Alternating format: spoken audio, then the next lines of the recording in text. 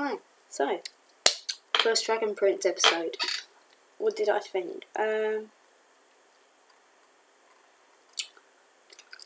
enjoyed it. I don't play by the one episode rule, generally. Unless like the first episode is like the worst thing I've ever seen. So I'm definitely going to give it a few more episodes. But I liked that episode. It didn't feel like 25 minutes. It felt quite a bit quicker. I think they lent into the Avatar The Last Airbender vibes because some people from that show did this show. And I don't necessarily mean that as in, someone's going to be like, oh, they copied this. I don't think so. It's just with the emphasis placed on different elements. They are very different elements, so this is all about sort of like the heavens and the earth type thing. So you have earth, ocean, sun, moon. It's not like it's not like earth, fire, water, air. I think I got those in the wrong order. Fake fan alert. But yeah. It's good to see some different elements. Some of them seem to overlap with me a bit. Like, the sun is a star. So what's the difference in powers going to be between those two? For example. And lots of them seem to be sort of related to things that are like in the heavens. So I'm wondering what the difference will be there. But that's not necessarily a criticism. I haven't met any one of these elements yet, or sources might be more accurate. I've just met Moon Shadow Elves, so that's one.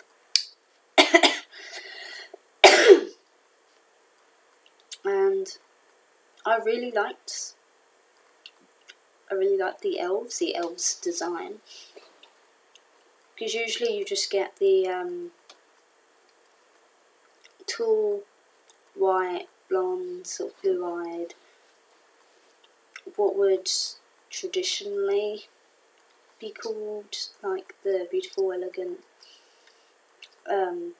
elf sort of thing, which has some issues. At least this show seems to be, it has good character design. I'm going to say that. Not everyone has the same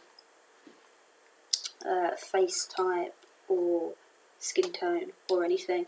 And in lots of shows as well, people will, there'll be humans which will look different and have different eye colours and hair colours and different statures and stuff like that. And then there'll be the non-human things where they all look the same, or they all look the same, but one has long hair and one has short hair. The Moon Shadow Elves definitely do look like different people, and I didn't get any of them mixed up, I say, even though only two of them talked.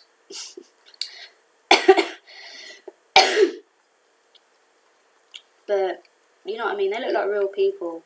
They have like actual variation. It's just they just happen to be a moon-based elf race, which is cool, because there's like the light good elves, and then like if there's any other type of elf, it's generally the dark-skinned evil elf, which is a trope I am not a fan of. But here they're just sort of made to look like a fantastical race of people. So they have horns, pointy ears and purple skin. Sorted. Done. They all look different. I like the design. Very satisfying. With the colours. Nice detail. Some horns. They have different shapes, but also have like sort of patterned, like the grain of wood. Because they're still elves, and they still have some elf-like powers, like with the tree disguise thing. Which I like. Doing new things with a modern sort of mythology is one of my favourite things in fantasy. Yeah. I think I said during the thing, I love dragons. I really love dragons. They make me so happy. I just can't even articulate it to people that don't like dragons. But those dragons' designs they were beautiful. I loved them. With dragons, like, there wasn't loads of dragons, but there was variation and different uses of shapes and different uses of colour, and they were all very good classic dragons, but had just enough elements to make them different. Like, for example, classic dragons don't have any sort of thunder or lightning powers, really. Just generally fire, water, wind. I know some Russian dragons breathe crystal or metal or something, or gem.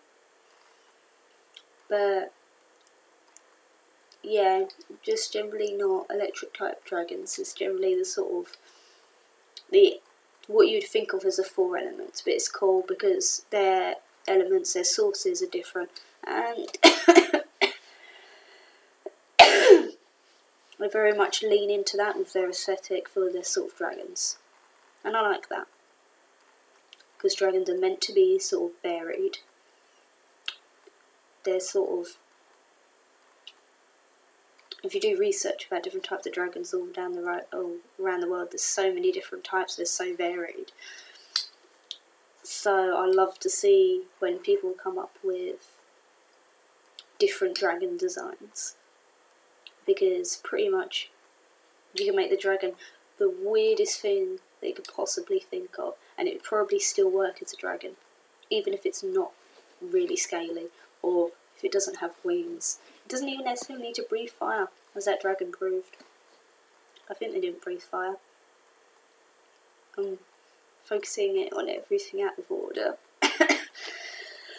I think I mentioned in there that they did the sort of thing like many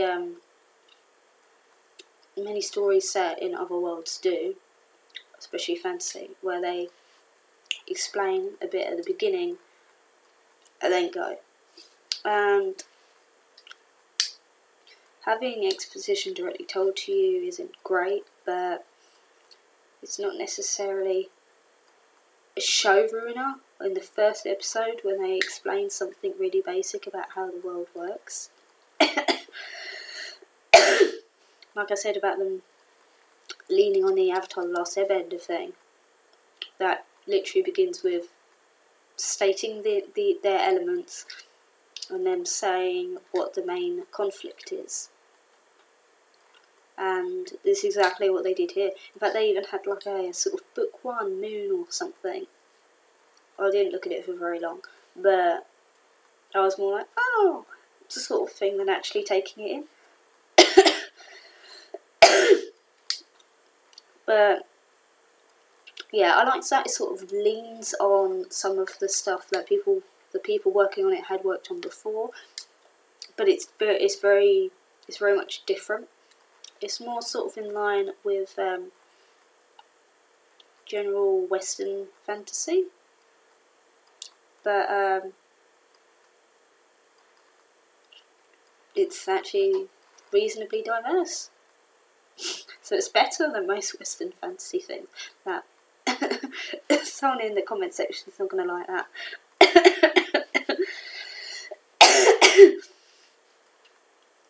But yeah, I love I love the human character designs as well. As like the moon ones, I love the dragon ones. The sort of cliche exposition thing is like, that's fine. You know, that's fine. That's not like a huge flaw or anything. Like, dark magic is quite sort of generic, but bearing in mind sun, moon, stars, sky, they're sort of light related things. It sort of feels more natural. Earth and ocean are a bit less so, but I don't know, I'd like to see how these sort of sources are connected in the canon. Like the elements are in Avatar, where they're separate but they merge together as a sort of cohesive thing, because that's just how the world works and how life works. Things that are separate aren't really separate. And the whole yin and yang thing, they're equal and opposites, yes, but they're constantly in motion and one's becoming the other. Open becomes closed, day becomes night. You can say good becomes evil, but I don't think that's what's intended to be taken away from that sort of thinking. That's a very dumbed down version of that. I'm sure someone out there could explain a lot better. I only know so much from Wikipedia. But yeah, I'd like to find out more about the elements thing. The dark magic sort of okay, sort of generic sort of thing. I think there's probably more to it than what's being said. I don't think we should take everything at face value. I know that the egg is probably intact because I saw Rayla and Callum and the kid with the frog lizard. I'm gonna learn his name next episode. I'm gonna have to listen out. But yeah, they have to team up for some reason. And it must be to do with the dragon egg, surely. So there's a conspiracy. Someone's making the elves and the humans hate each other for some reason. Not everything is quite as it seems, and certain dude with the weird facial hair, I think he had, I don't know if I'm making that up, had a mirror on the wall. He just kept it hidden, which is odd. He thinks it's a magic mirror on the wall, like in Snow White or something. Although I don't think he's going to ask it to tell him it's pretty. Probably for nefarious reasons. I don't trust him. He seems shady. But his kids or whatever, that brother and sister, I like them. I like the sister a bit more, but I like them both. They both seem nice. But yeah, I love all the characters so far. I think Rayla's the most sympathetic because she's got the most obvious struggle. But like, there's always time for suffering.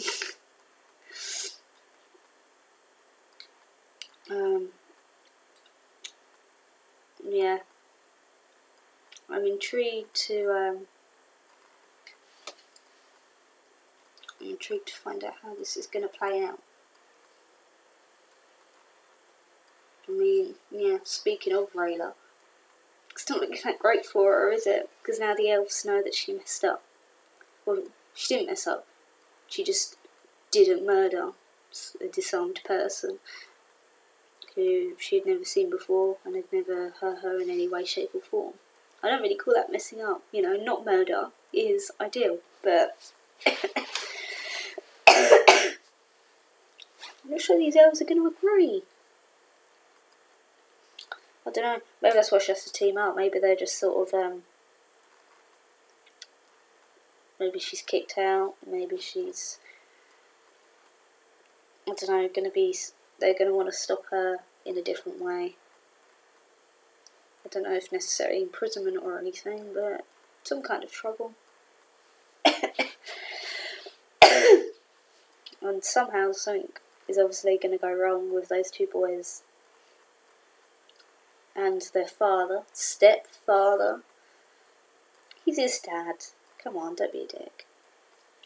Yeah, something's going to go wrong with them on their way to this winter cabin that they have. It's got to. I think there was a couple of guys in there whose names have 2 R's in, like the king and that brother dude. So who's gonna die? I know what someone with 2 R's does.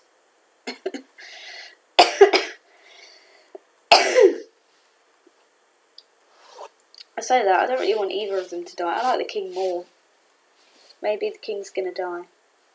Because he seems like a good dad. He seems decent. He doesn't seem like someone who would kill the unborn prince of an allied kingdom. That doesn't seem... Maybe, yeah, plot twist, but I'm not sure that's quite being set up. He might just die. You know, lots of, like, stories for, like, kids and teenagers and young adults and whatever. Easy way to increase the stakes and get angst and to not have to worry about these other characters which would otherwise affect the plot is to kill the main character's parents. Because then you don't have to be like, oh, why is this kid allowed to do this? No one's stopping them. Or, oh, why does this kid like have so much damage because someone killed their parents or something?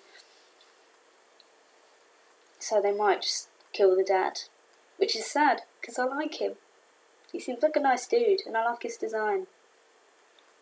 I say that a lot. This show's quite pretty. I heard some people criticising the animation. We haven't had like a in-depth fight scene yet.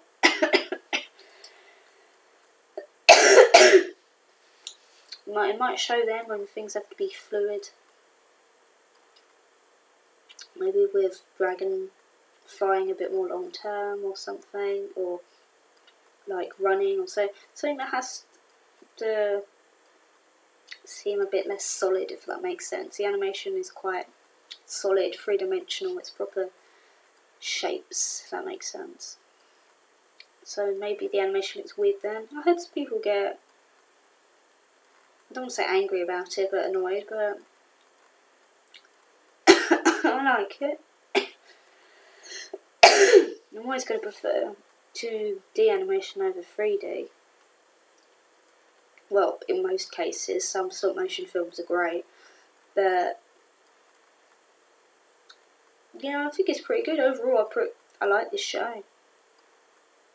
This episode anyway. It might be crap after this, but at least this episode was good. I'm resisting the urge to binge all of this one at once because it's like 3 AM here. I need to stop.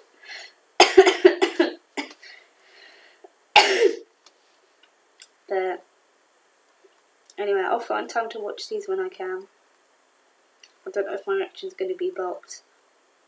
Hopefully this won't be. But yeah, I'll see what YouTube lets me do, because it doesn't seem to like most of my reactions, which is sad. But I want to talk about this series. I have a feeling that this could be one of my new things. Not necessarily my favourite, not necessarily the one I become hyper-fixated on. Oodie. But I'm optimistic. I'm going to give it a couple more episodes or so, just to see where it goes. I want to meet all these characters that I've been liking fan art of, but dodging text posts about. Tumblr is a difficult terrain for multiple reasons, and one of those reasons is spoilers. Spoilers everywhere.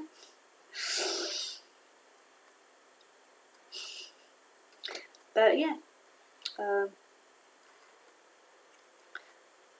I'll see you guys next time. I hope you enjoy. See ya.